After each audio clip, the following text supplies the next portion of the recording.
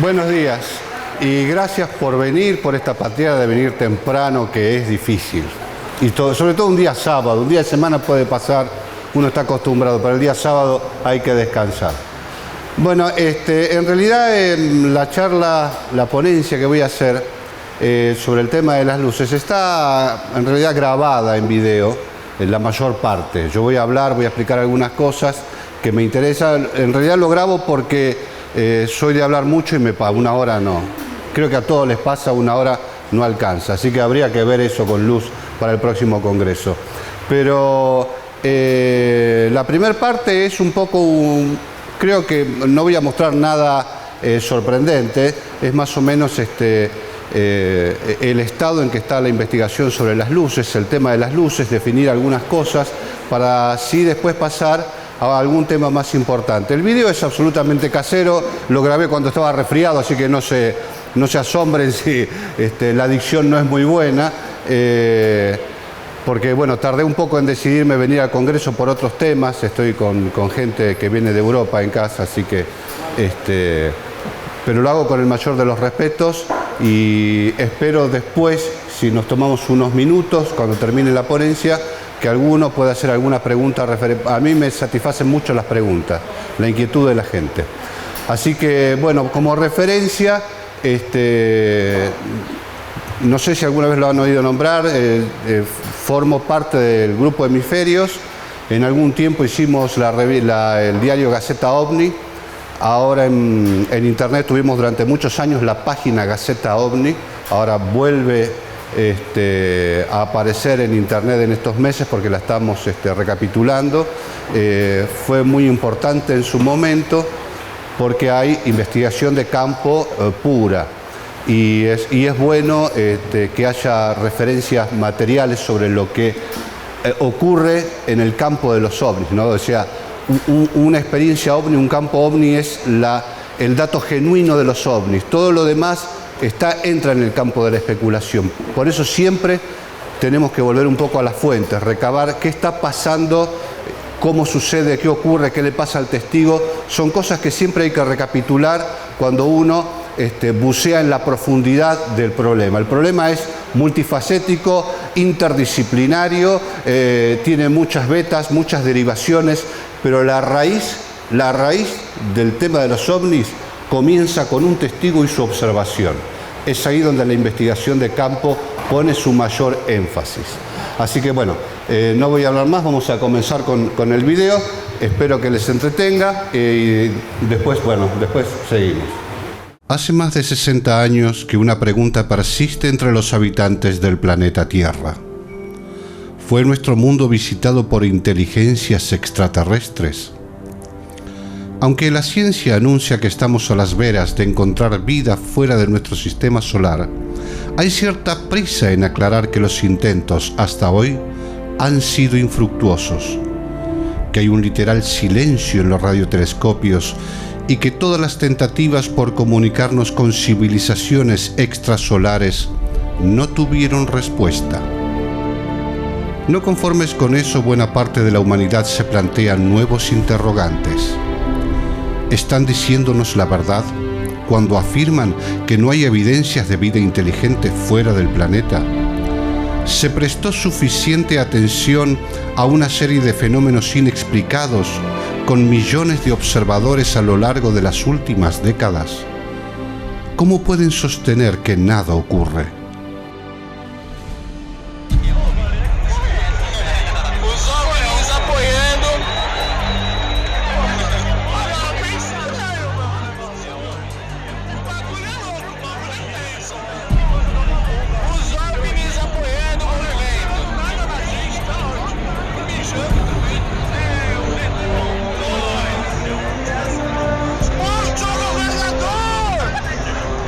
A cabeça do governador!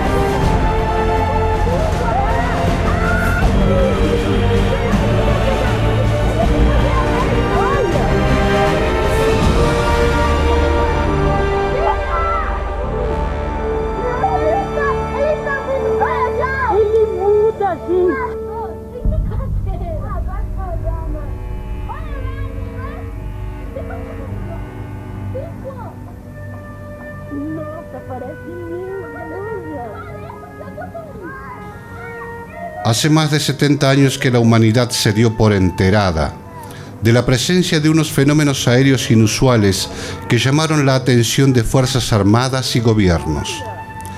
Aunque algunos casos estudiados tuvieron explicación, un número elevado de experiencias controversiales jamás fue resuelta, y sobre ese margen creciente se montaron las más diversas ideas sobre su origen.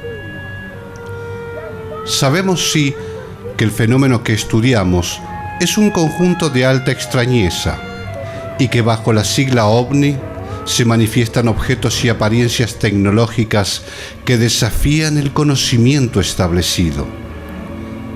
Pero dentro del conjunto OVNI existe un grupo mayoritario que ocupa el 95% de todos los encuentros con anomalías. Un subgrupo que concentra la parte más desconcertante de la sigla OVNI y la que propone uno de los mayores misterios de la humanidad: las luces extrañas. Las manifestaciones luminosas son un subgrupo fenoménico devenido en el cuerpo principal de la estructura OVNI y contiene una singularidad sobre la que ponemos especial atención. En cuestión de casos, representa el porcentaje de mayor acercamiento espacial con los testigos. En tanto, un objeto de apariencia tecnológica rara vez se ubica a menos de 100 metros del observador y suele guardar no menos de 1 kilómetro de distancia. Las manifestaciones luminosas reducen notablemente esa medida, llegando a posicionarse a menos de 10 metros del testigo. Si existen experiencias multitudinarias, documentadas y apasionantes, es con luces que en el espacio o la Tierra despliegan un dossier de formas y comportamientos que es menester analizar.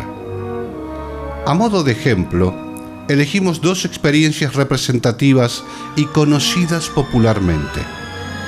La primera corresponde a la misión Apolo 11, jornada de seguimiento mundial que reservó por años unas experiencias con objetos misteriosos que siguieron a casi todas las misiones espaciales. Su principal testigo, Buzz Aldrin.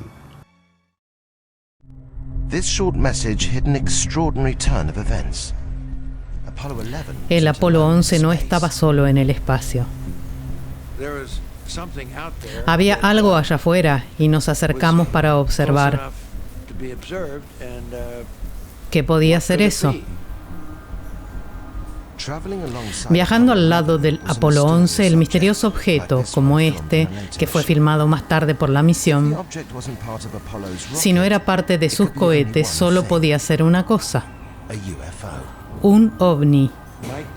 Mike decidió que podía verlo por el telescopio y fue capaz de hacerlo. Cuando estuvo posicionado, este comenzó a realizar una serie de elipses, y cuando se ve más claro, la forma de esto era ovalada.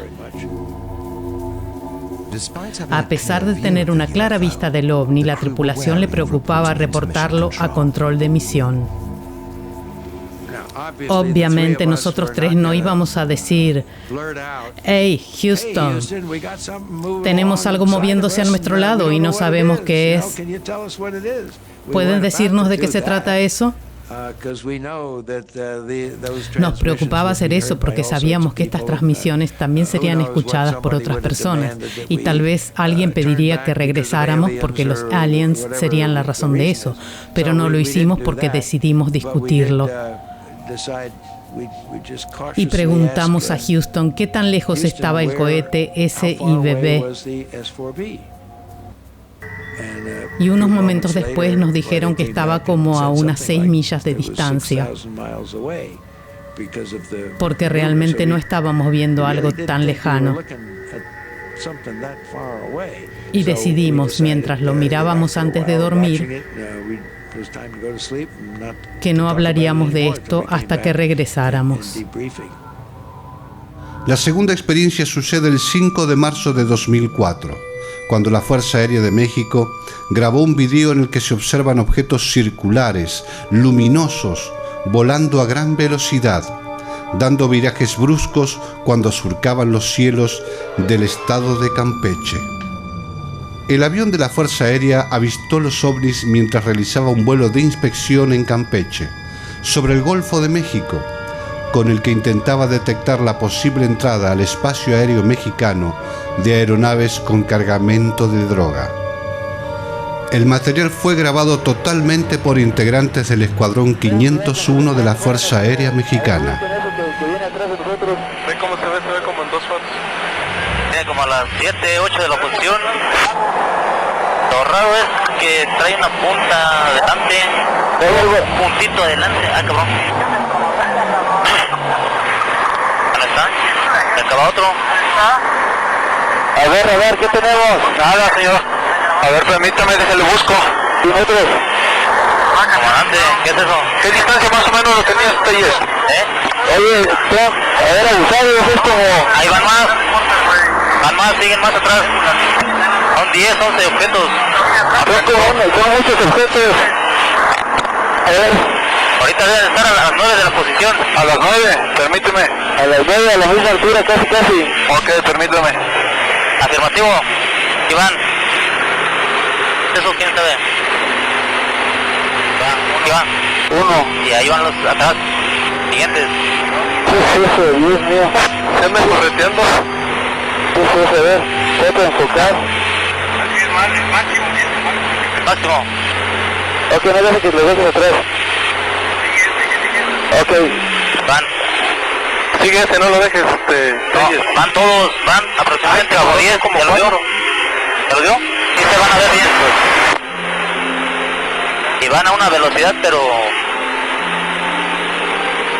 1, 2, 3, 4, 5, 6, 7, 8 en la pantalla. Síguelo, no lo cierras. ¿Están a la misma altura, Telles? Afirmativo. Poquito, arriba. 8, 9, 10, 11 contando toda la cola. 2, 4, 6, 8, 10, 11. Ok, no sabemos qué estamos viendo, son unos objetos nada luminosos que vienen a la misma altura que nosotros. Con eso no podemos saber qué es.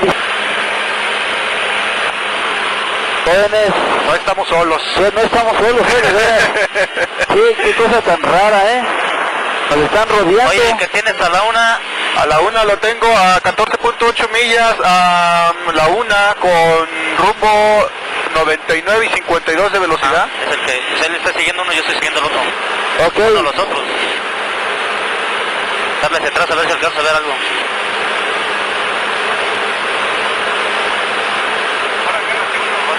Ahí está. ¿No está avión, jefe, que está ahí? Oye, tienes que grabar todo esto, Lo estoy grabando. Observando las imágenes obtenidas por Mariano Ubeira el 2 de junio de 1996 en el barrio Capão Redondo de San Pablo, Brasil, observamos las características salientes de la extrañeza. Observamos una luz no más grande que una pelota de tenis moviéndose a distintas alturas entre las casas del barrio obrero de Capão Redondo, comportándose de manera imprevisible. No la lleva el viento. Procede como un insecto, pero no lo es. Su fuente luminosa no puede ser definida. La fuerza que la mueve tampoco. Y sin embargo, es una de las cientos de miles de luces de las que hay historia y leyenda escrita. Esta luz podría ser llamada la luz mala en el centro-sur de Argentina, o el farol en el noroeste. Y posee tantos nombres alrededor del mundo que es casi imposible conocerlos todos. No es una emanación de gases en combustión de algún pantano. No es una fluorescencia ósea.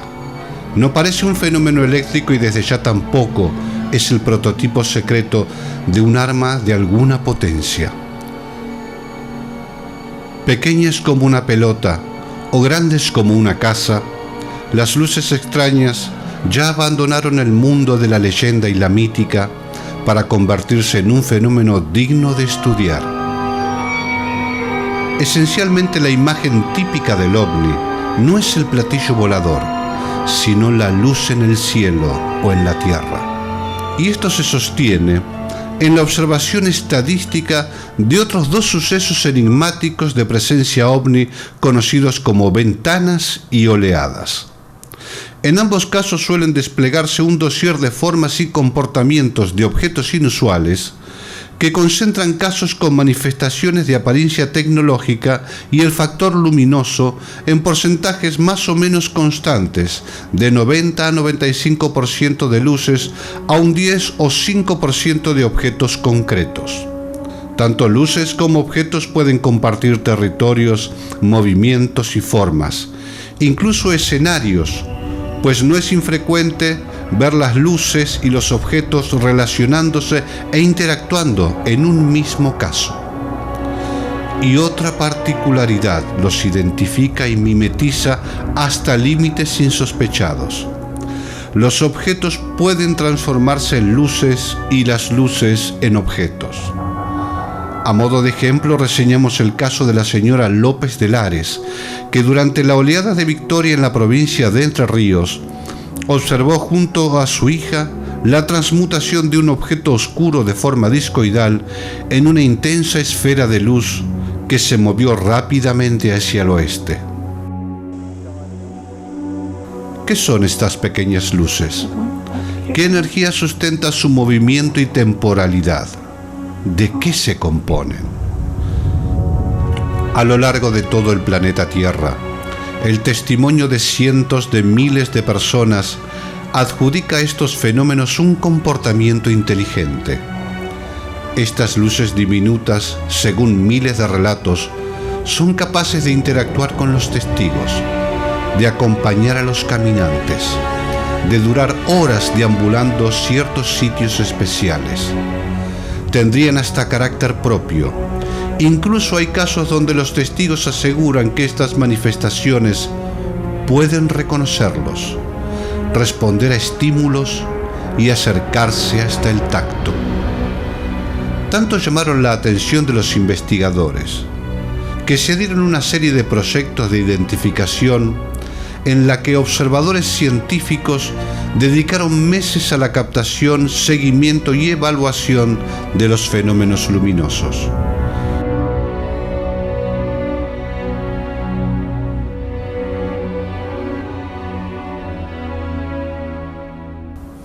El Valle de Hessdalen está ubicado en el centro de Noruega, a pocos kilómetros del Círculo Polar Ártico.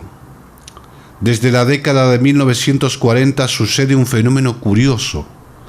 Unas extrañas luces para las que aún hoy en día no hay una explicación aparecen en el cielo, tomando formas caprichosas y con colores de los más diversos.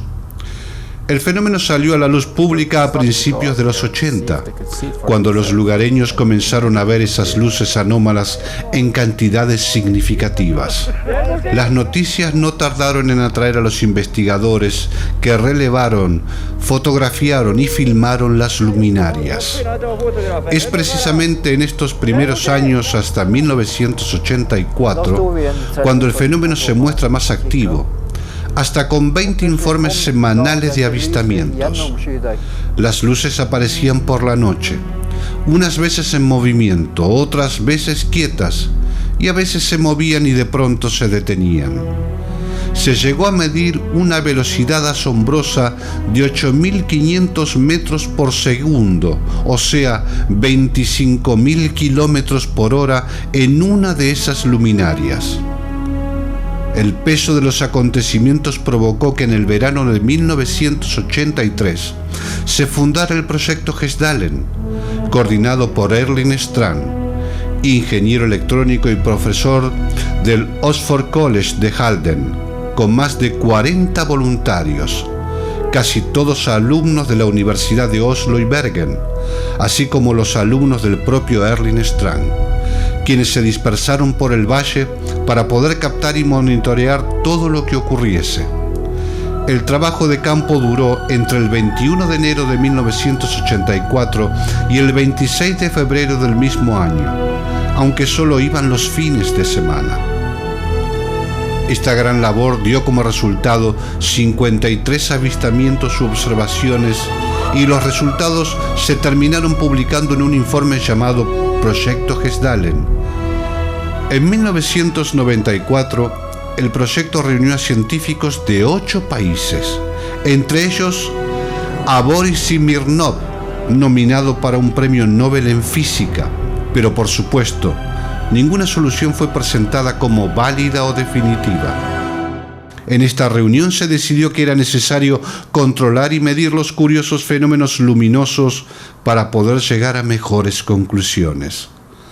Aunque no pudo dar una respuesta definitiva, el proyecto demostró con apoyo de instrumental sofisticado la positiva existencia de las luces fuera de toda leyenda o crisis colectiva. Luces de todos los tamaños y formas fueron medidas y analizadas, incluso figuras geométricas luminosas para las que aún no hay explicación, pero están fotografiadas y mensuradas a tal punto que muchos de los participantes del proyecto tuvieron la sensación que analizaban algo más que simples fenómenos físicos.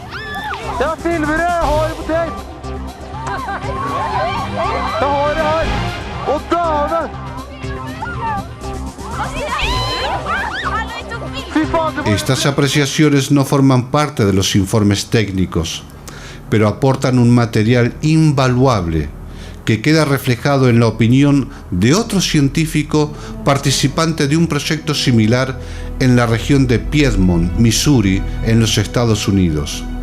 Es el proyecto Identificación, iniciado en los 70 por el profesor Harley Rutledge de la Universidad del Sudeste de Missouri. Luego de recapitular sobre los resultados del trabajo en Piedmont y reconocer que una inteligencia tras el fenómeno de las luminarias podría existir, el científico dijo: hubo algo más que la medición de propiedades físicas de los ovnis por parte de observadores desapasionados. Se desarrolló una relación, un conocimiento mutuo entre nosotros y la inteligencia de los ovnis. Se jugó un juego.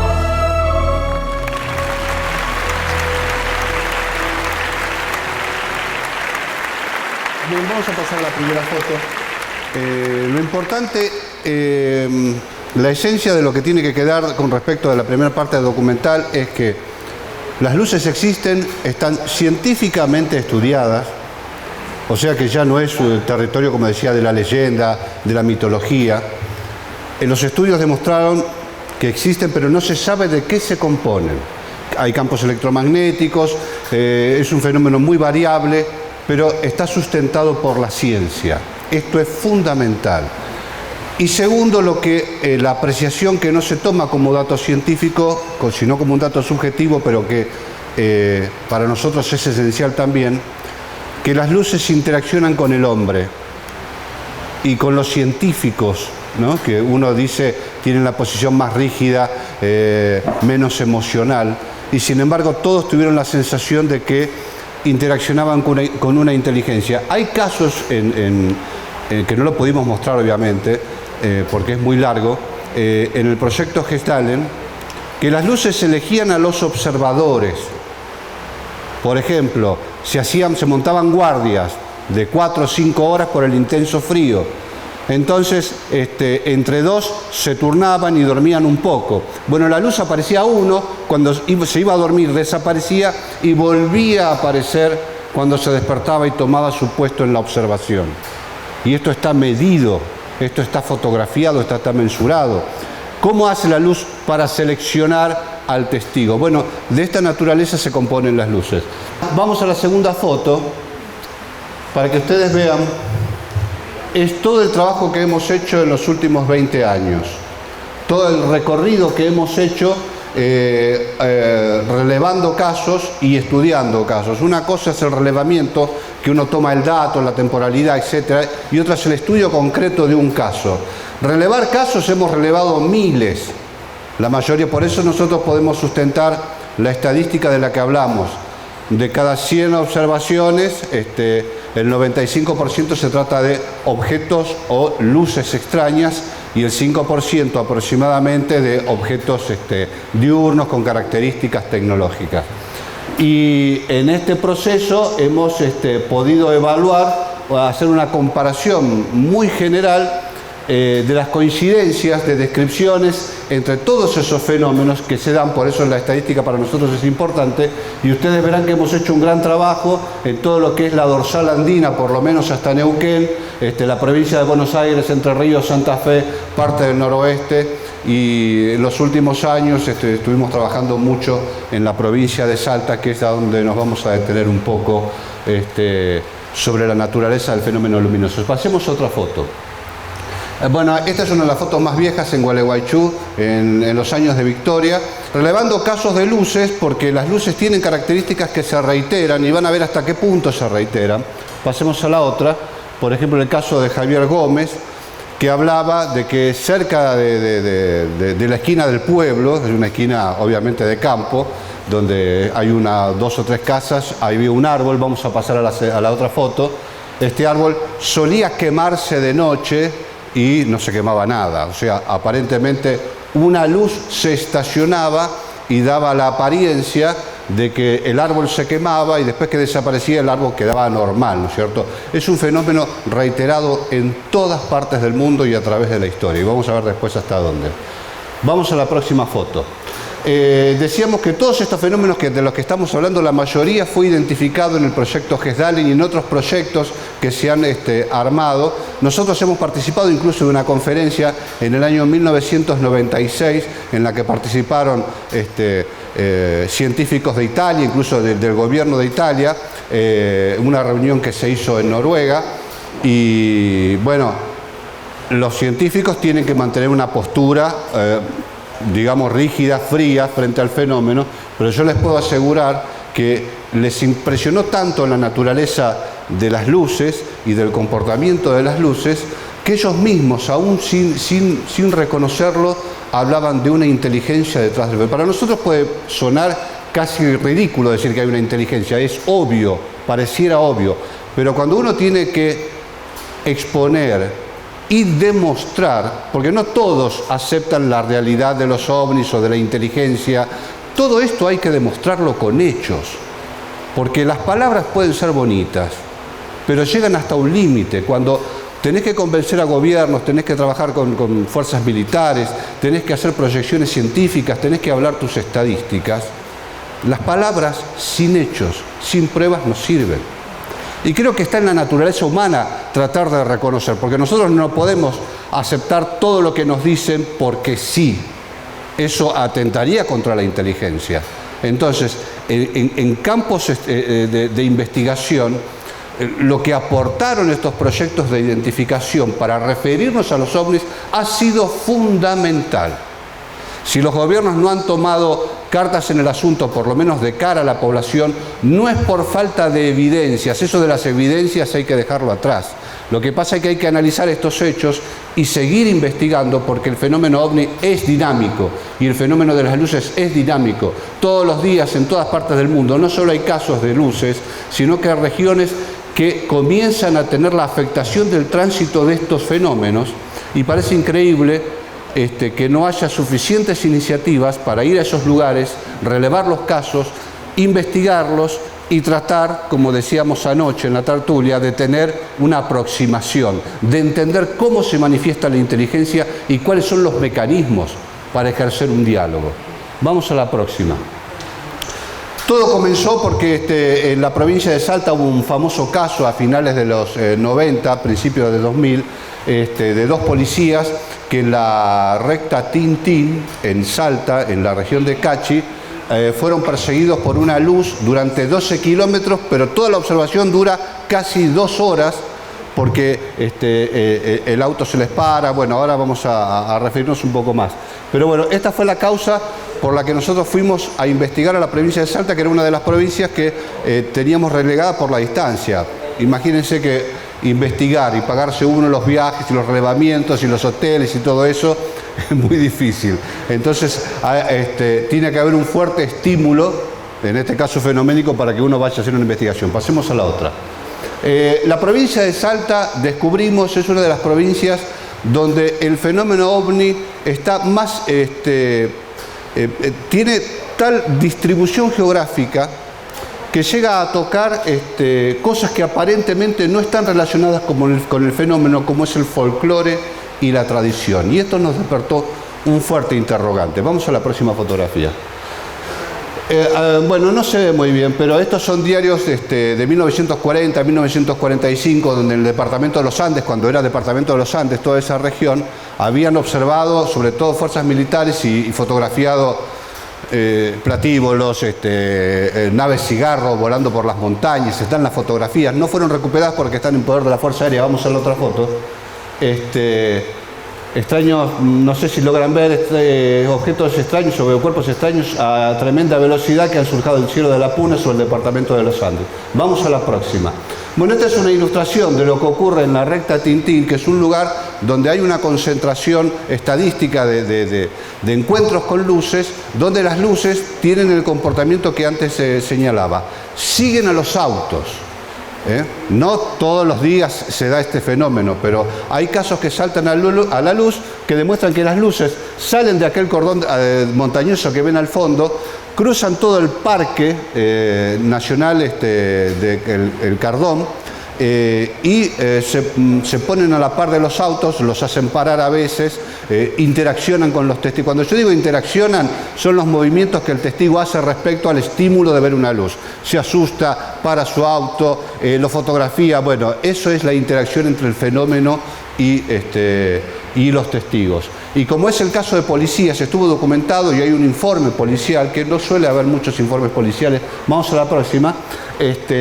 ¿Por qué? Porque fue afectado en ese momento, estaban trasladando un preso de cierta peligrosidad de Cachi a otro departamento, y bueno, salió en los diarios pues porque se mezclaron un montón de cosas y el caso se hizo importante y develó justamente el inicio de una especie de oleada que se dio en la región de Cachi, en todo el norte de los valles calchaquíes, donde bueno, había un dossier de formas y comportamientos que fue extraordinario. Vamos a la otra. Bueno, no se ve bien, pero esta es la recta Tintín, vista de forma satelital. Es una recta, en realidad la recta Tintín es un antiguo camino inca, es un camino sagrado, y es importante decirlo porque en los territorios sagrados, los que fueron territorios sagrados para los incas o por cualquier comunidad aborigen indígena, hay manifestaciones luminosas permanentes. Hay una relación, por algo son sagrados, no digo, no, ni los incas ni ninguna otra comunidad elige un lugar y lo denomina sagrado, sino porque han visto, han presenciado, han vivenciado situaciones distintas que hacen que valoren un lugar como sagrado, como el púlpito a la comunicación con sus dioses, sus creencias, sus leyendas, sus historias. Y la recta Tintín, que está en el mismo trazo que un camino antiguo inca del Tahuantinsuyo, presenta, si nosotros digamos, si los incas observaban luces en esa región, hubiesen considerado que era un territorio sagrado. Como también es sagrado para quienes investigamos, porque todos vamos a ir a buscar lo mismo que hubiesen buscado hace 2000 o 3000 años. Vamos a la próxima. Bueno, ahí estoy yo, con 20 años menos por lo menos, pero esto solamente es de ilustración. Pero se ve la recta, que es una perfecta línea recta que se trazaba utilizando llamas. Trazaban una línea y ponían una llama acá y otra en la punta del horizonte e iban recreando la línea recta. Esto después se utilizó mucho, pero era propiedad intelectual de los incas. Vamos al próximo. Bueno, en fin, nosotros en Salta, los primeros 3 viajes relevamos alrededor de 350 casos, relevamos, no investigamos, investigamos sí unos 10 o 15 casos puntualmente, pero la cantidad de experiencias que se acumulaban a través de los años, como el de esta señora, que dice que otro fenómeno que también es muy puntual, que dice que en el horizonte aparece una cúpula de luz como que se está incendiando toda una ciudad, está unos minutos y después desaparece. Esto es muy común también, porque nos ha tocado observarlo a nosotros ahí en Cachi, una cúpula de luz que no podía responder a ningún fenómeno conocido, se elevó, era azul, y bueno, si hubiese sido un poblador diría que se está quemando, un cortocircuito, pero tenía una dimensión tal que ocupaba 2 montañas. Así que imagínense, obviamente fue fugaz y no lo pudimos fotografiar. A veces nos pasa eso, estamos preparados y nos impacta tanto la velocidad con que se dan los acontecimientos que no reaccionamos. Vamos a la próxima. Y este es el Nevado de Cachi, también un lugar sagrado donde se encuentran tumbas, donde se encuentran apachetas, reliquias, en fin, eran caminos obligados por los incas que bajaban del Perú y hacían sus ceremoniales. Generalmente en estas montañas, ustedes habrán encontrado o escuchado que se encontraron muchas momias,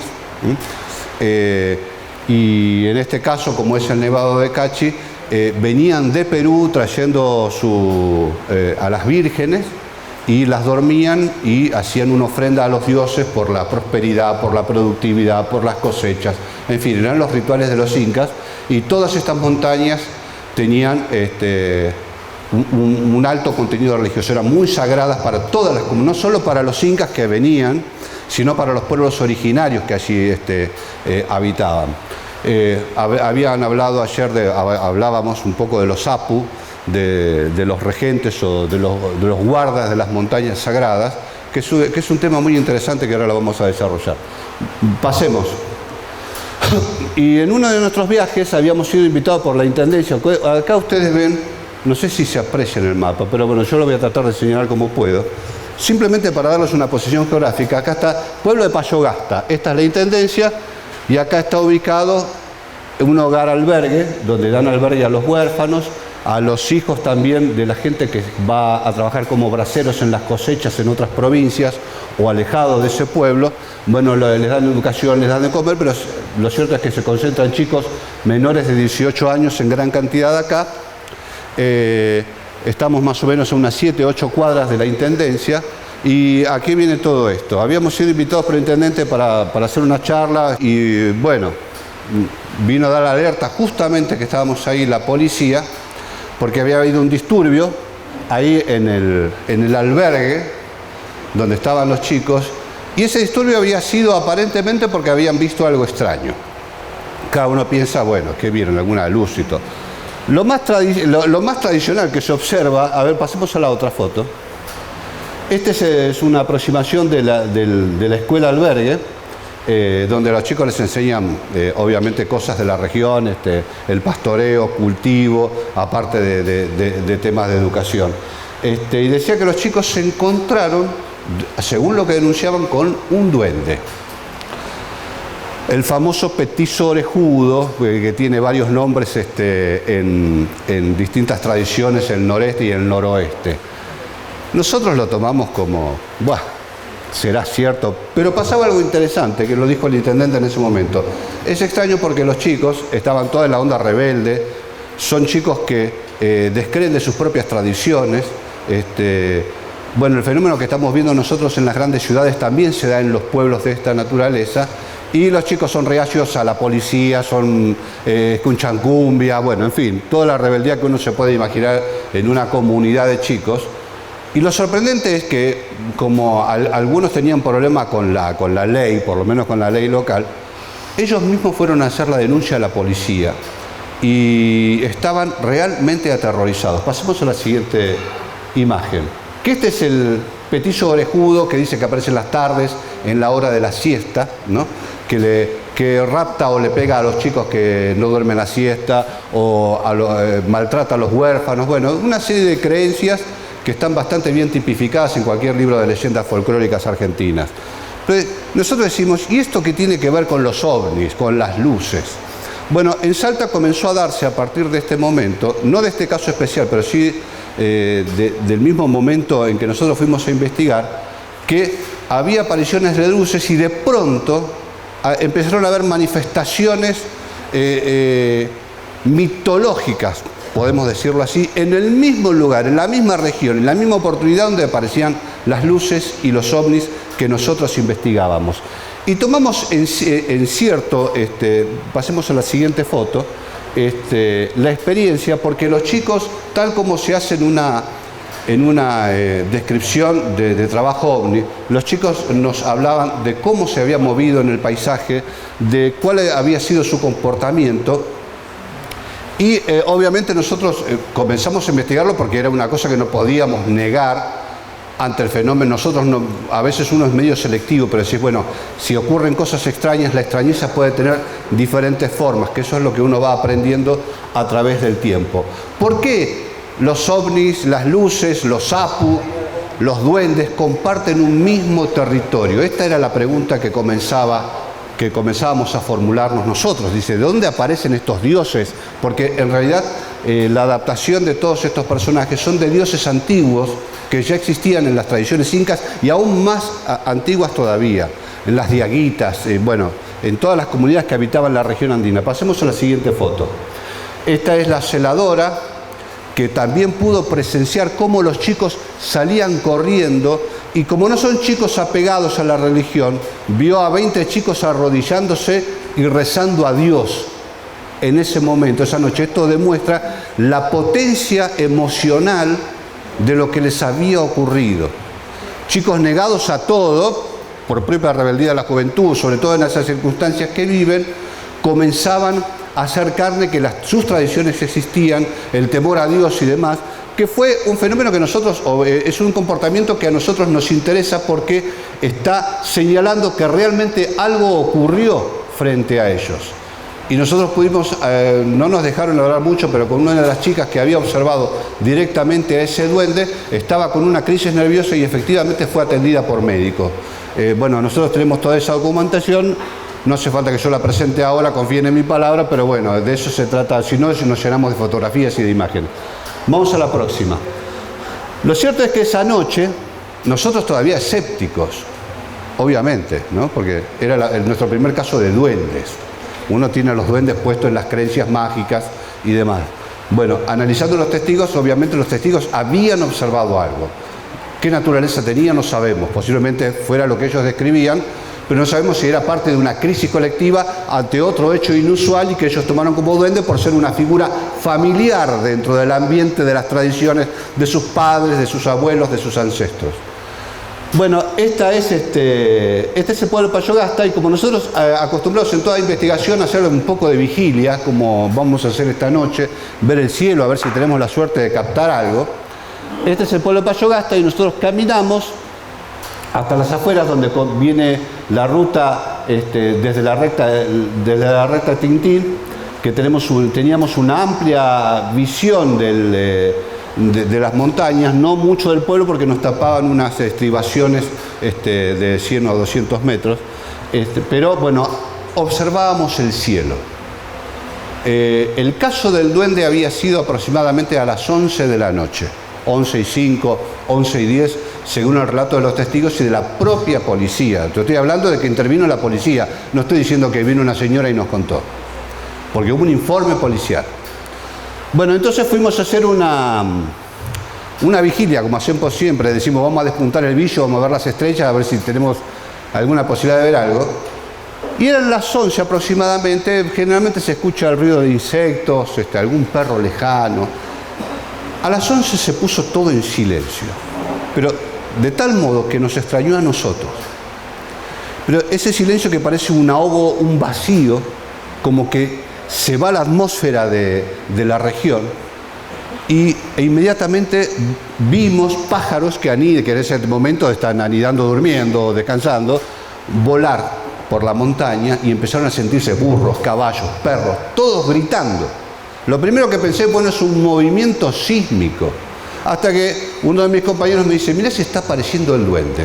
Digo, no puede ser. Lo cierto es que intempestivamente la naturaleza se estremeció alrededor nuestro. No porque nos pasaba a nosotros, se estremeció porque de pronto estalló todo. Perros, caballos, burros, aves de corral se podían sentir a lo lejos. Algo está pasando. Cuando llegamos al pueblo una hora después, otra vez la revolución. Había vuelto a aparecer el duende. Entonces, quiero que esto lo toman con pinzas, obviamente. Pero en el momento que nosotros sentimos ese barullo en la atmósfera, que todo el mundo lo reconoció porque la gente daba crédito que había aparecido el duende, porque hasta los animales reaccionaron, tuvimos que caer en cuenta que algo extraordinario estaba ocurriendo, que no podíamos negarlo, porque lo habíamos sentido nosotros. Algo había pasado. Si no era un terremoto, algo debía ser. Si no era un sismo que suele mover a la reacción a los animales, algo debía pasar. Y en ese momento justo había vuelto a aparecer el famoso duende. Tanto que tuvieron que evacuar parte del albergue porque los chicos estaban aterrorizados. Ahora bien, ¿en qué quedamos nosotros con el tema de las luces y los duendes, no? Vamos a la próxima. Bueno, este era el lugar donde nosotros estábamos observando, les muestro la visual más o menos que teníamos. La pasamos. Ahí estamos en el segundo día, los chicos otra vez mostrándonos dónde había aparecido, que había aparecido en el mismo lugar y más o menos con el mismo comportamiento. Se había dicho días antes que en esta región habían aparecido luces. Eran referencias, nosotros no las pudimos investigar concretamente, pero sí toda la región del valle del norte de los valles calchaquíes estaba afectada al tránsito de fenómenos luminosos. Digo porque hubo informes policiales al respecto y están todos documentados. Pasamos a la siguiente fotografía. Tanto es así, esta mezcla que les estoy diciendo, bueno, acá tampoco se va a observar mucho. Tonco es un pueblo que está a unos 10 kilómetros aproximadamente de la recta Tintín, pertenece al departamento de Cachi. Es un caserío, tiene una escuelita. Y alejado de Tonco, a unos 6 kilómetros, vamos a pasar a la siguiente fotografía, vive María Cayo, una mujer que en ese momento, estoy hablando hace bastantes años, tenía 72 años, vivía cuidando a la hermana que era mayor que ella, en una casa de adobe muy sencilla. Y ella tiene su hija que era maestra en el pueblo de Tonco. Nos enteramos de que una pastora, porque es una pastora, había observado un ser extraño, dijimos, bueno, otro duende, en el pueblo de Tonco. Y ahí fuimos, porque estábamos en el lugar cerca, y bueno, pudimos entrevistar. María Cayo no quería saber nada de hablar con nadie. Esto es un buen gesto, porque no es una persona que inventa para que la escuchen. No quería hablar, tuvimos casi un día entero tratando de que nos explicara, hablara con nosotros, a ver qué es lo que había presenciado. Y bueno, ahí la ven tratando de hacer un dibujo a como puede del objeto, del personaje que había visto. Lo sorprendente es que no fue de noche, fue a las 12 del mediodía, cuando María Cayo llevaba sus cabras a la región de Aguas Coloradas para hacer beber a las cabras, y tuvo la experiencia. A ver, pasemos a la siguiente foto. Ella está incluso tratando de decir cómo caminaba este ser. Pasamos a la siguiente foto, y esta es más o menos, vamos a la siguiente. La descripción que pudimos obtener de lo que ella vio, que es un ser que tenía una sola pierna, que cuando caminaba decía que marcaba huellas de bebé y huellas de cabra, muy particular, por supuesto, que tenía algo así como una capita, ella decía que parecía la de una virgen, que parecen ser 2 orejas, que era un ser que caminaba entre las cabras se corrían, pero ninguna se asustaba, y que ella lo vio prácticamente a 3 o 4 metros, lo observó de frente y siguió su camino este ser extraño a las 12 del mediodía. Había pocas posibilidades que la mujer se confundiera en la oscuridad, por eso es importante decir que fue al mediodía. Y bueno, lo describía como una especie de cola de caballo y demás. Este ser era totalmente extraño. Lo cierto es que la gente de Tonco, sabiendo de este caso, dijo que una noche después de la observación, vieron las mismas huellas recorrer el caserío de Tonco, y que los perros habían ladrado mucho esa noche, porque fue al otro día que encontraron las marcas, y que había habido cierto estremecimiento en la atmósfera como el que yo les estoy comentando. Y para nosotros, obviamente, porque María Cayo en días anteriores había observado luces, el pueblo de Tonco había observado luces, tenemos más de 10 testigos que afirman esto, describiendo movimientos y demás, y en el mismo territorio aparece este ser extraño. Entonces, ¿qué es esto? Entonces empezamos a hacer un estudio comparativo de este personaje que no aparecía en ninguna parte de la leyenda, hasta que descubrimos, vamos a la siguiente fotografía, que seguramente ustedes lo han oído nombrar, que este es el Miquilo. El Miquilo es un ser mitológico que está más relacionado con el pueblo de Aguita, en realidad es un dios antiguo, era el dios que regía la humedad, el agua, la lluvia. ¿Y cuál es la característica del miquilo? Porque hay crónicas de españoles que dicen que habían encontrado este ser y lo habían perseguido, y este ser tiene una particularidad, de que puede dejar huellas que desconciertan al cazador, y para no ser perseguidos pueden imitar el paso de hombres, el paso de cabras, el paso de cualquier animal, de caballos. Entonces, supuestamente, este ser mitológico confunde al cazador que lo persigue. Y de cierto es que este personaje tiene muchas similitudes con el ser que observó María Cayo, y que claramente estas huellas que describe ella fueron observadas por el resto de la población. Y cuando la van a sacar fotografías, cae una tormenta terrible sobre Tonco y lava todas las huellas. Y hacía meses y meses que no llovía. Entonces la gente adjudicó a la presencia de este ser extraño que vio María Cayo a que provocó las lluvias. Y lo sorprendente es que esta es la deidad de la lluvia. Las coincidencias no parecen no parecen normales, ¿no es cierto? Es decir, cuando hablamos del tránsito, vamos a la siguiente fotografía. Bueno, es una descripción de las características del miquilo según las crónicas españolas, las leyendas y demás, ¿no? No las vamos a detener ahora. Vamos a la siguiente fotografía. Esta es la región donde apareció este ser. Es una región maravillosa, pero bueno, no nos vamos a detener en la descripción. Vamos a la siguiente.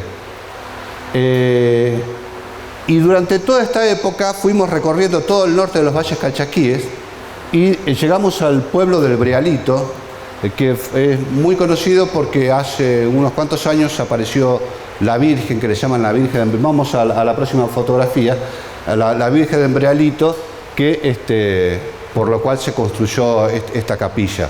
Quieren beatificarla, bueno, que se reconozca a la Virgen de Brealito como tal, como está la Virgen del Carmen, la Virgen de distintas regiones de Salta. Lo que nos dice, vamos a la próxima fotografía, lo que nos dice la gente, esta es la cruz donde apareció la Virgen. Bueno, la descripción de la Virgen, ¿qué es?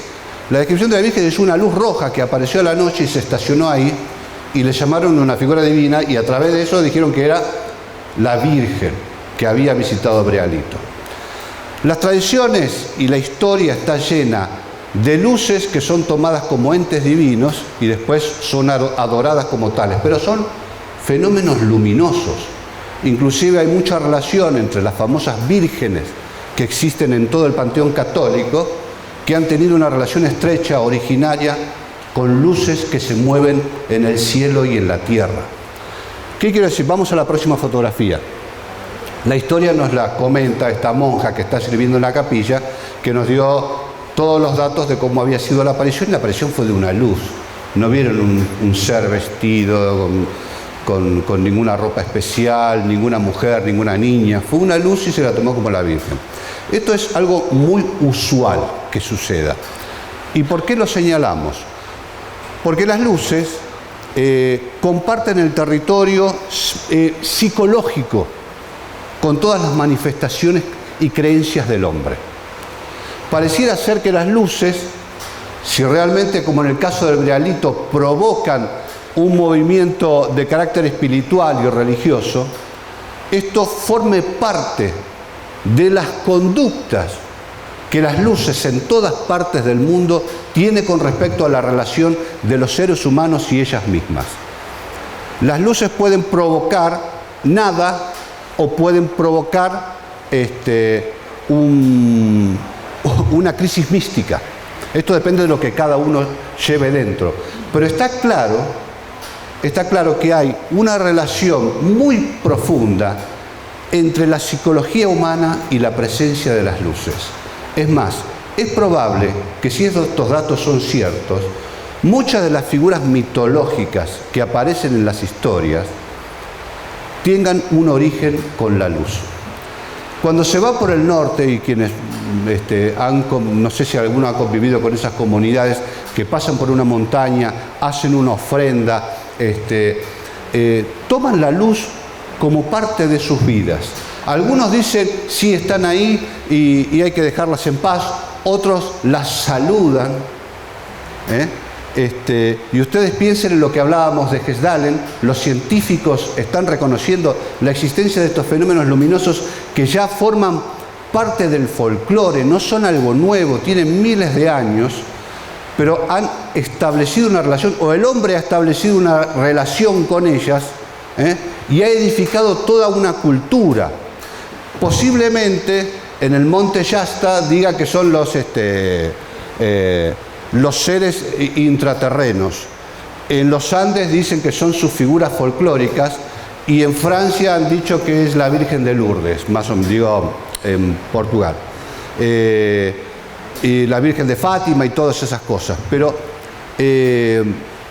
han provocado, esto es lo que quiero decir, han provocado movimientos de los cuales nuestras creencias forman parte. Y si uno analiza más profundamente qué es lo que ha originado en la cultura el fenómeno luminoso como parte de los ovnis, podemos colegir que hay un contacto en ciernes con la naturaleza psicológica del hombre. Le estoy resumiendo muchas ideas a la vez, pero más o menos este es el punto exacto. La relación de las luces con la historia, con la psicología y con la espiritualidad del hombre no es casual.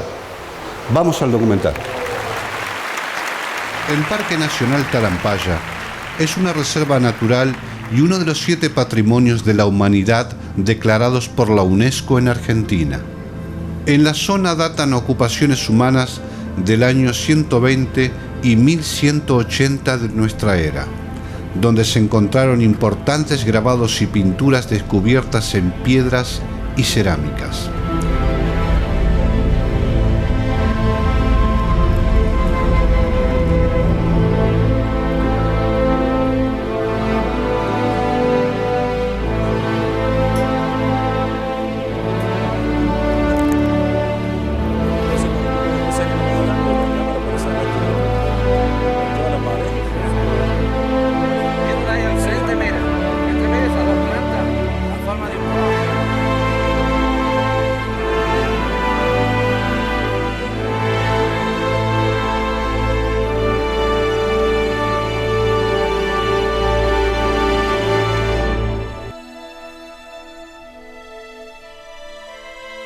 El núcleo más importante, donde pueden observarse los rastros de estas culturas ancestrales, corresponde a la zona llamada Los Pizarrones.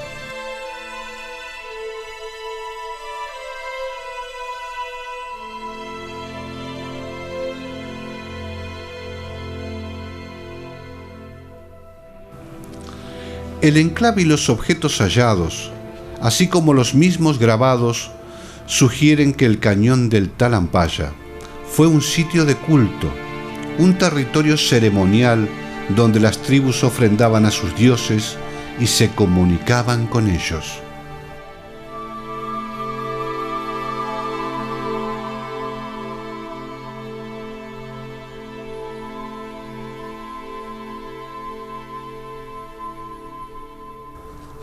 El más singular petroglifo del cañón se encuentra en los Pizarrones y es llamado por propios y extraños como la piedra de los astronautas del Talampaya. No hay una interpretación concluyente al significado de dicho dibujo, pero se concuerda en que las formas antropomorfas a las que llaman astronautas podrían representar a dioses u hombres de alta jerarquía.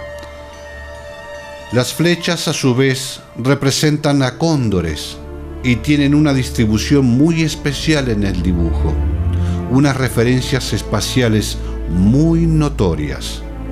Es probable que la distribución de los patrones pictóricos señale que estos seres venían de los cielos, de un lugar más alto que el vuelo de los cóndores, llegaban a la tierra firme y luego volvían a las alturas. Talampaya es la tierra del Miquilo, de las leyendas de duendes y de la aparición de luces extrañas que recorren el cañón sagrado, aun cuando la cultura de la Aguada, la comunidad que parece ser la autora de los astronautas, ocupaba la región. Y esos entes extraños, al decir de los pobladores cercanos, jamás dejaron de verse, ni siquiera las luces. Esta afirmación fue tomada en el cañón la noche del domingo 8 de septiembre de 2013. Ese fotógrafo, ¿no? Sí, qué hermoso. Ale. ¿Pues? ¿Ah? Pablo. Está uno, una luz.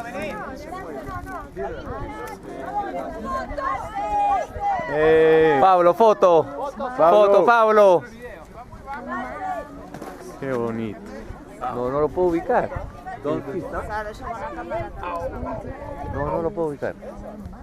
Yo sí lo estoy grabando. Ya.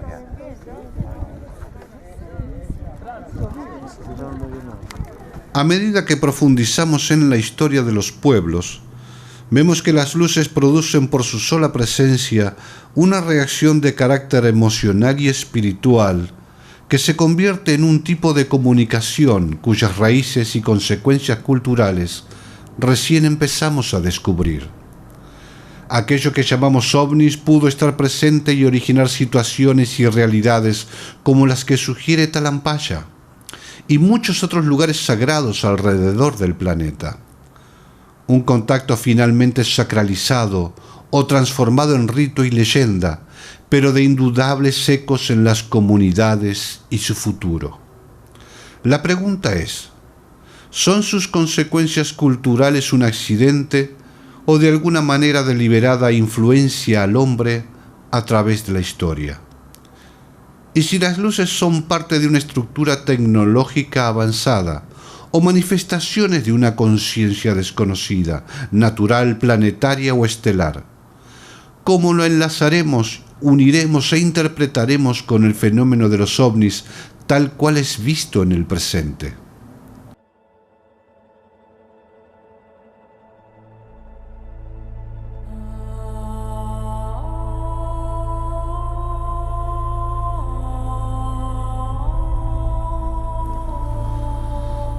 A 400 kilómetros al noreste de San Francisco, el Monte Shasta es una de las montañas más altas del estado de California, un volcán durmiente que no está totalmente inactivo. Entre sus cimas, los glaciares mantienen su blanca presencia durante todo el año. La montaña representa un lugar de iluminación religiosa y significado espiritual desde tiempos antiguos. Una leyenda de los Klamath, una de las tribus que habitan en la región desde mucho antes de la llegada del hombre blanco, cuenta que el espíritu celeste Skell descendió a la cima del monte Shasta para enfrentarse al espíritu del inframundo, Yao. Cuentan los ancianos que en el pasado la superficie del mundo no era habitada tan solo por seres humanos, sino que estos convivían con una raza más antigua y poderosa que ellos llaman Yeti, o hermanos serpiente. Un desastre del que las leyendas no dan más detalles forzó sin embargo a los Yeti a retirarse bajo tierra, construyendo 30 ciudades subterráneas, de las que una de las más grandes se encontraba bajo el monte Shasta. Allí se refugiaron con su tecnología secreta y con las placas de oro donde narraban su historia y destino.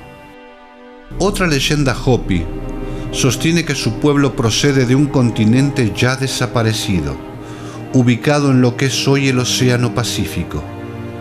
Este mundo perdido se denominaba Cascara.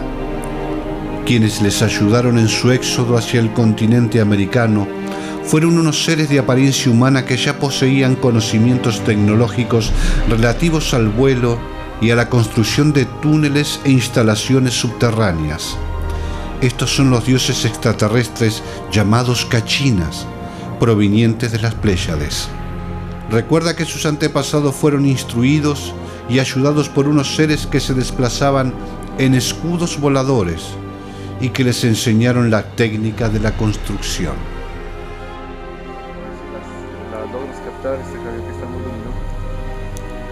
Aquí están cambiando de colores, vengan a ver. Córrele. Aquí se ve bien, claro. Vengan a ver. Sí, claro. ¿Qué ves tú, Enrique? ¿Te ves en los binoculares? ¿Viste? ¿Sí observas? De izquierda a derecha, también de rojo a azul. Acción, claro, desde allá. Miren. Pero son varias, son como si estuvieran estacionadas. Sácales fotos. ¿Ya vieron las luces? No cambien. La relación entre antiguos habitantes, montañas sagradas y luces se ensancha a medida que buscamos en las culturas precedentes, pero se expande a otras realidades y lentamente abarca sucesos y regiones impensadas. Y es probable que en este eco enorme que cruza la Tierra por todos sus rincones, cualquier ser humano pueda haber sido influenciado por sus consecuencias.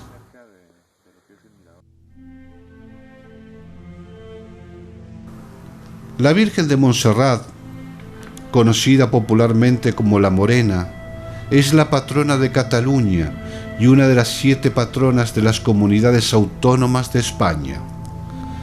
La imagen se venera en el monasterio de Montserrat, símbolo para Cataluña y punto de peregrinaje para creyentes y de visita obligada para los turistas. El 11 de septiembre de 1881, el Papa León XIII declaró oficialmente a la Virgen de Montserrat como patrona de las diócesis de Cataluña. Se le concedió también el privilegio de tener misa y oficios propios. Su festividad se celebra el 27 de abril. Según la leyenda, la primera imagen de la Virgen de Montserrat la encontraron unos niños pastores en el año 880. Tras ver una luz en la montaña, los niños hallaron la imagen de la Virgen en el interior de una cueva. Lo que ocurre en Montserrat sigue siendo un misterio, pues nadie puede explicar los sucesos que tienen lugar en las laderas y en las inmediaciones del monte, que con frecuencia se convierte en teatro de operaciones de extrañas luces que evolucionan por el lugar para desaparecer repentinamente. Los días 11 de cada mes, este macizo acoge a centenares y a veces a miles de personas dispuestas a ver ovnis, bajo las directrices del contactado catalán Luis José Grifol. Desde 1977, este singular personaje reúne allí a profanos y expertos para tratar de demostrar la indiscutible existencia de seres extraterrestres. A pesar de que muchos de los fenómenos vistos y fotografiados por Grifol tienen explicación convencional, no le falta a la comarca donde se erige el imponente macizo de Montserrat tradiciones seculares que avalan la presencia de los ovnis desde antaño.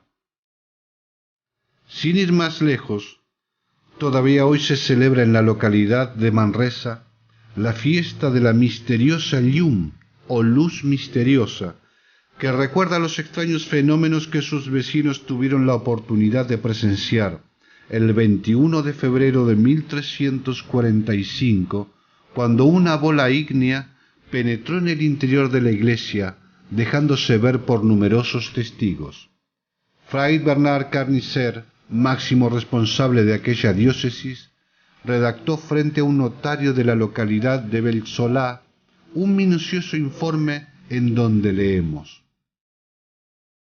estando en la iglesia del Carmen, cerca del altar de la Santísima Trinidad, el día 9 de las calendas de marzo, o sea el 21 de febrero, de dicho año, vigilia de la silla de San Pedro, después de la salida del sol, vimos en la capilla de dicho altar una llama o signo claro y refulgente, parecido a una estrella. Surgió de dicha capilla y subió suavemente y sin prisa hasta la esquina de dicha capilla, que la campana mayor de la iglesia y los padres cantaron la Salve Regina, que allí vieron el prodigio y cantaron los versos, que aquella llama o signo claro y luminoso apareció a dicha iglesia y bajó pausadamente a dicho altar de la Santísima Trinidad, y después salió de dicha capilla y se subió a la capilla de la Santa Cruz y San Salvador, y desde entonces no vimos más el signo, llama o prodigio.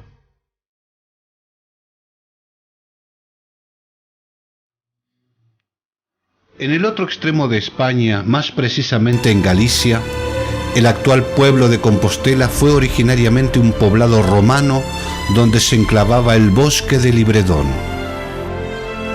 Según la tradición, luego de predicar por España y morir en Tierra Santa, el apóstol Pablo fue enterrado allí hasta que las memorias tan especiales de aquellos sucesos se perdieron en los abismos del tiempo. Según una creencia medieval, como aparece por primera vez en la Concordia de Antealtares, entre el año 820 y 835 de nuestra era, un ermita llamado Pelayo, alertado por luces nocturnas que se movían en el bosque de Libredón, avisó al obispo de Ira Flavia, Teodomiro, quien posteriormente descubrió los restos de Santiago el Mayor y de dos de los discípulos en el lugar en que posteriormente se levantaría Compostela, topónimo que podría venir de Campus Stelae o campo de estrellas por las luminarias del bosque. El descubrimiento propició que Alfonso II, necesitado de cohesión interna y apoyo externo para su reino, hiciera un peregrinaje a un nuevo lugar de la cristiandad, en un momento en que la importancia de Roma había decaído y Jerusalén no era accesible al estar en poder de los musulmanes. El camino de los peregrinos hacia la tumba de Pablo decidió la historia de España y también de Europa, porque los estados católicos dispuestos a defender la senda jacobina ayudaron a impedir el avance árabe al norte de España hasta la recuperación definitiva del trono. El camino a Compostela es una ruta mágica que ha tocado la vida de millones de peregrinos e intervenido en el destino de muchos pueblos por ser la ruta más sagrada de Occidente y la más misteriosa. Se dice que el camino más antiguo de los peregrinos conecta Compostela con Montserrat, el lugar de aparición de la Virgen Negra y de las luces. Y si vamos más a oriente, las luminarias extrañas y las tierras sagradas alcanzan su cúspide y máxima cohesión.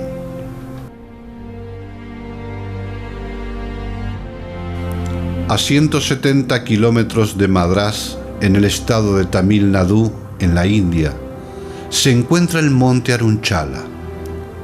Dice Sri Arunchala Venba: entre todos los planetas, esta tierra es la única donde se puede lograr liberación. Y entre todas las naciones sobre la tierra, Bharat es la mejor. Y entre todos los lugares sagrados que hay en Bharat, donde se manifiestan y operan varios poderes divinos, Arunchala es el principal. Arunchala es el lugar más sagrado sobre la tierra. Es la primera forma que adquiere Shiva en el mundo. Es el corazón del planeta, la montaña del fuego del conocimiento. No ha logrado el hombre generar un lugar tan divino como este, el inicio de creencias y religión poderosa que tiene más de 1.000 millones de fieles. El monte de fuego del conocimiento está identificado como uno de los terrenos más antiguos en la historia geológica del planeta y es la encarnación nada menos que de Shiva, el creador. Este es un lugar de peregrinaje y adoración, pues durante milenios los maestros ascendidos de la India están aquí y, según el relato de los fieles, recorren las laderas de Arunchala como luces erráticas. El 27 de noviembre, millones de peregrinos, familias, abuelos, niños, viajeros llegan a vivir el milagro de Shiva y Arunchala. El festival de Shiva, Kartikai Dipam, es la fiesta anual de noviembre, cuando la luna llena hace una conjunción especial con las Pléyades, pues según la tradición, Shiva se mostró ese día como una columna de luz en la cima de Arunchala y se encienden las lámparas en su adoración. Millones de devotos se reúnen en este día tan sagrado. A una hora determinada, el fuego se enciende en su cumbre y la algarabía estalla porque el fuego representa la sabiduría de Dios iluminando a todos los hombres. Pero Arunchala no es el único cuya importancia fue determinante en el desarrollo cultural del mundo, el desarrollo moral, las leyes y la fe.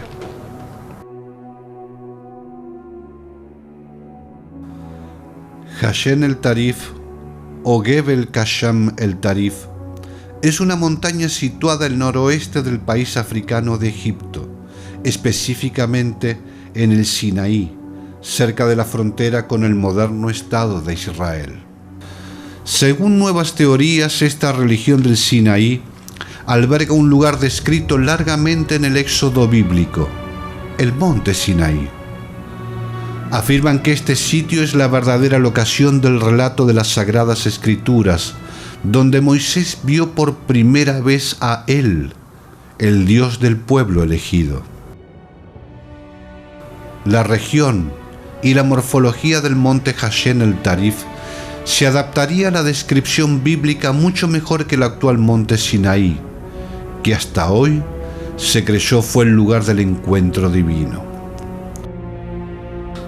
El monte, como todos los montes sagrados, alberga litogramas, tumbas de hombres santos y un lugar para el encuentro y la adoración, de los que algunos serían anteriores incluso al relato bíblico. Si los que apoyan la seguridad de este nuevo monte Sinaí no se equivocan, aquí, en esta tierra de leyendas y luminarias, se habría producido el inicio de todas las creencias de Occidente y Oriente Medio. El paso al monte estaba restringido a los pastores, pero una luz que frecuentemente iluminaba la cima envió un llamado al alma de Moisés, y al trepar lo vio con sus propios ojos. En una zarza ardiendo, que recuerda mucho los casos de árboles en llamas que nunca se queman, allí estaba la luz de Dios. Y aunque no sepamos a ciencia cierta cuáles fueron las palabras que Moisés escuchó, sabemos que la escena describe el encuentro de un pastor con un fenómeno enigmático al que le adjudica un poder especial. Sin embargo, tal vez no sea responsabilidad de la imaginación de este y todos los pastores, sino de eventos posibles donde una extrañeza estimula e influye en la mente del testigo y deja literalmente un sentimiento de iluminación profundamente conmovedor. Estos lugares de encuentro entre las divinidades y los hombres resultaron las alturas más singulares y destacadas en el paisaje. Los parajes morfológicamente atractivos y salientes de la geografía, donde el hombre era invitado a despojarse de sus rangos y creencias para establecer una comunicación con algo superlativo. Y es así como describe al testigo la ovnilogía: personas ordinarias ante sucesos extraordinarios. El hombre reconocía sus pequeñeces, debía manifestar el amor a su pueblo, debía tener una postura de humildad, y así era capaz de interactuar con la extrañeza luminosa, su Dios, la elevación de su propia conciencia. Así la interacción recreaba un ambiente especial donde la mente, el prodigio luminoso, las montañas, el viento y las estrellas se enlazaban. Era el rito de la integración, donde el hombre se reclinaba con humildad desde su raza ante un ente que enseñaba, aconsejaba o mostraba el camino de la luz. Y parte de esa iluminación era entregarse a un lenguaje infinito en el que podían comunicarse y hasta convivir. Recorrer el territorio donde los ovnis aparecen es un recordatorio permanente del escenario en que estos fenómenos se manifiestan e integran. Se hacen parte del paisaje hasta echar raíces en las tradiciones más seculares.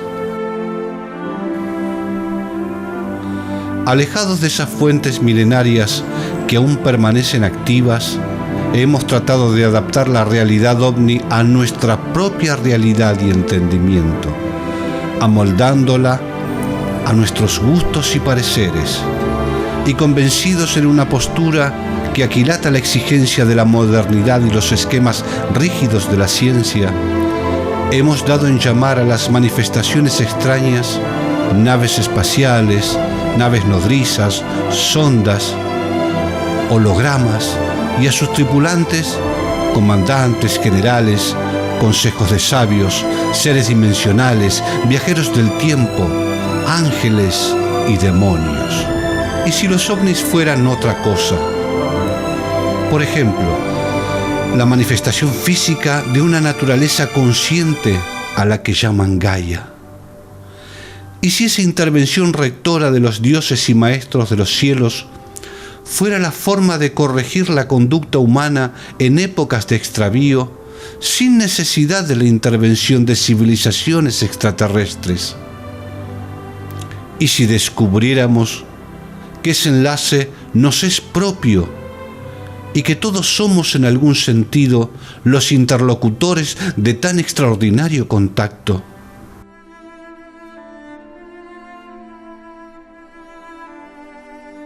Tal vez se haga hora de frenar la invasión de información dudosa, de interpretaciones surgidas de otras interpretaciones, de digerir lo digerido y renovar el sentido de la exploración volviendo a la tierra, a sentir el viento misterioso de las montañas y desiertos, el encanto mágico de los bosques, el lugar intransferible de los pueblos, de las rutas, de los parajes increíbles donde los ovnis siguen manifestándose.